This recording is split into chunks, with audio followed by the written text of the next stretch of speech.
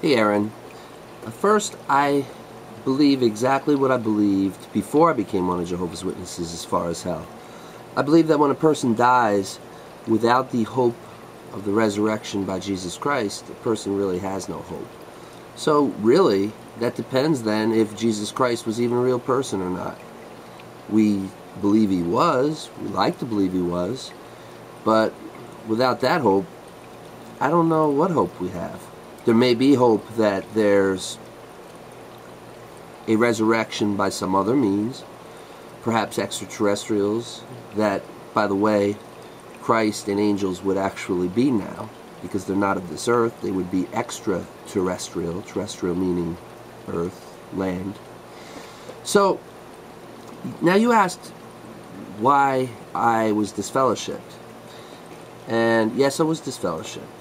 The reason I was disfellowshipped is because, simply put, I left. I was one of Jehovah's Witnesses for 15 years. At the time I left, I was what's called a super pioneer. I was more than a full-time pioneer. I was putting in over 100 hours a month in the ministry. I was also a ministerial servant. I was actually up for review to become an elder. And just about 2 weeks before I left, actually, the circuit overseer was coming to visit, and of course they would have their little powwow in the back, in the library, and they were going to discuss if I should become an elder or not. Whether I was or whether I wasn't is irrelevant. I had been a ministerial servant at that point for, I guess, about a year. And the point is, why did I leave? After 15 years, why would a person just leave this religion? Well, it was because I discovered what logical fallacies are. Now, logical fallacies are tricks in argument and debate that people use to convince people of something that's not necessarily true. In other words, I may tell you that the rooster makes the sun come up, and I will then show you at 5:30 in the morning the rooster crowing, and I'll say, did you hear the rooster? Now watch. The sun will come up, and then a half hour later the sun comes up, and I can maybe convince you that the rooster made the sun come up. Or I can take a pebble and throw it up in the air and it hits you in the head, and I can convince you the sky is falling. And I say, yes, you didn't feel that hit you in the head? The sky is falling. Now, you, being a young person on your way to becoming an adult, would not believe that. But a child might believe that. So, those are simple logical fallacies, but logical fallacies can run a lot deeper than that. And I began delving into the area of mind control and studying mind control. And I found out there are really 8, possibly even more, like maybe 11, 12 criteria for mind control, for thought reform. And one is called milieu control, and that's where information is controlled within an environment. And the Watchtower Society has what are called the Elder's Manual. I don't know if you know about it. It's a book called Pay Attention to Yourselves and to All the Flock. This is a book that only the elders can have. Baptized members have this book called Organized to Do Jehovah's Will. As a matter of fact, if you reach out to become an unbaptized publisher, you will be given that book, which you don't have right now because you're not an unbaptized publisher. So the information is controlled, and that's called milieu control, which is one of the criteria of thought reform. Another one is mystical manipulation. Now what that is where times, dates, and events and scriptures can be manipulated, correlated together, take a little bit of a scripture from this part or a thought from this scripture, put them together and make a whole new scriptural concept. And then apply dates, times. The Watchtower Society has the date 1914, claiming that's when Christ had some war in heaven with Satan. Can that be proven?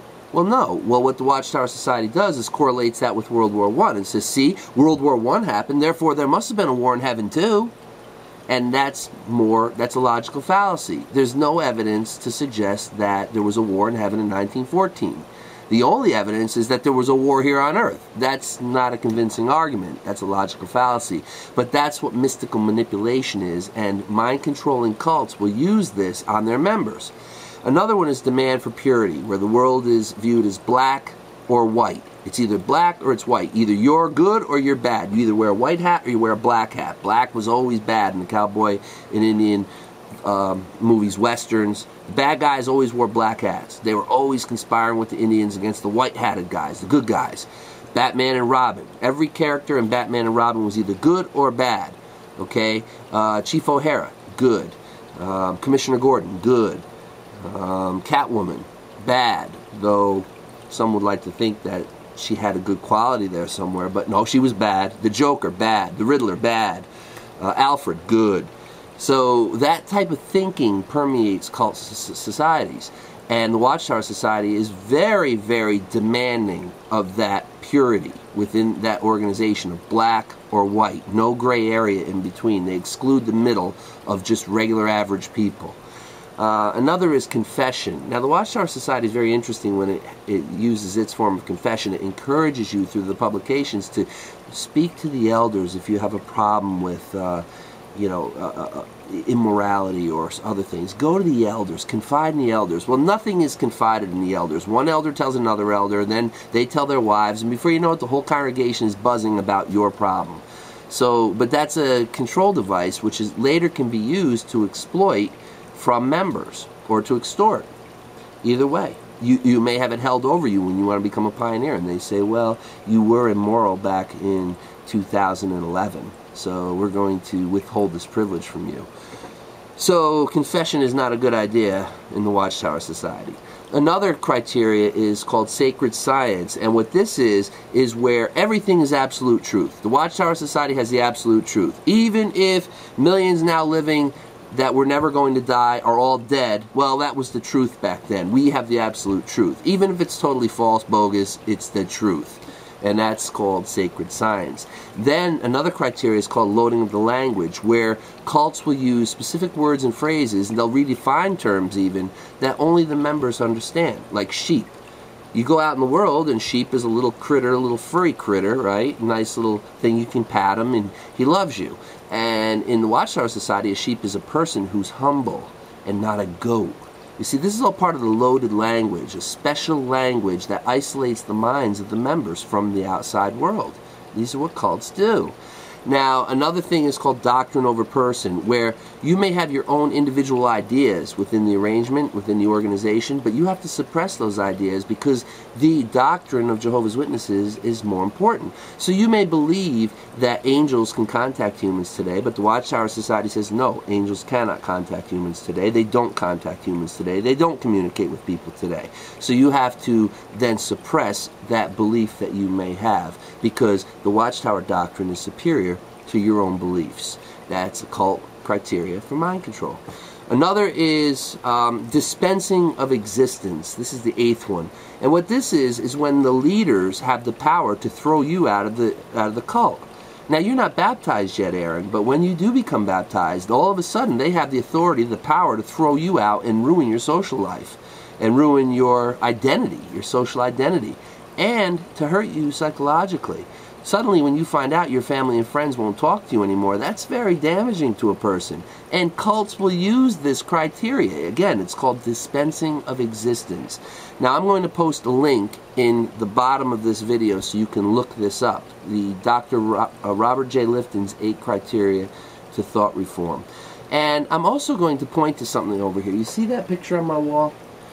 You see, you were told that the Watchtower Society is like the only religion that's truth and pure and doesn't use pagan symbols in its form of worship. But yet, if you notice, that's the goddess Artemis of Ephesus, the Ephesian goddess. And notice what's on top of her head, the Watchtower symbol.